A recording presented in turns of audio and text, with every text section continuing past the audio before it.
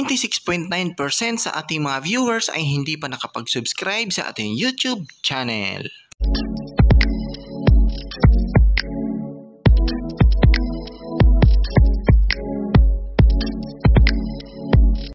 Disclaimer: this channel does not promote or encourage any illegal activities.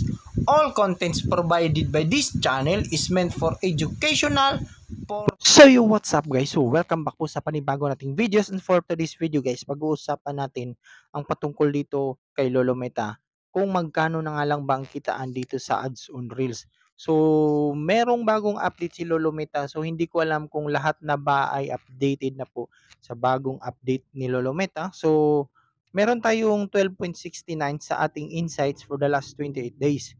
So merong nakalagay dito sa baba how it works. So get paid for plays per play on your public reels. Only original eligible reels will earn money. So ito na po yung bagong update ni Lolo Meta guys. So hindi ko po alam kung lahat na ba ay na-switch na sa bagong update. So magugulat po ang lahat dahil sa bagong update ni Lolo Meta, dahil sa bagong kitaan, kung paano na nga lang ba tayo kumikita kay Lolo Meta. So dito guys, makikita nyo sa ating reels na meron tayong part 1 and part 2. So sa video natin sa reels sa part 1, meron tayong $1.52. So napakakunti lang guys. So magkano nga lang ba ang dollars ngayon? So yung part 2 natin is nasa $2.29. So napakakaunti guys. So kung tutuusin, malaki na pong may tutulong nito sa atin. Pero kung alam mo alam mo yung ilan yung views or plays sa mismong reels, ay talagang magugulat ka. So tingnan natin dito guys sa ating reels. So nakakuha tayo ng plays or views sa ating reels, ay umabot po ito yung part 1 natin sa 246,000. So napakalaki guys, napakalaking views na po ito. And sa part 2 natin, meron tayong 385,000.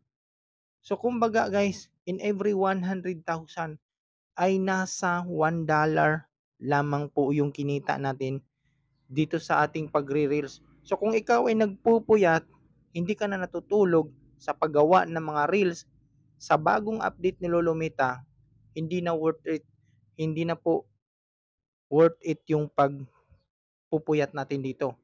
Kasi kung babayaran ka lang in every 100,000 is $1 lamang, so napakakaunti guys. Sayang yung pagod mo dito kung ganito lang yung isusukli ni Lolo Meta sa'yo. So hindi ko sinasabing mag-stop kayo sa pagre-reels. So ito yung katotohanan guys. Talagang bumaba yung kitaan dito sa ads on Reels. So dapat nga dito guys, hindi na ads on Reels eh. Kasi nga sa bagong update, tinanggal na po ni Lolo Meta yung ads natin sa Reels. So yung iba may mga ads pa sa kanilang Reels, pero sa bagong update guys, talagang wala na pong ads. So kahit tingnan nyo po yung Reels dito sa aking page, talagang wala na pong ads na lumalabas. Kasi nga dito sa business sweat natin makikita ang sinasabi na eligible reels play lamang ay yung mga reels natin na may green dollar sign.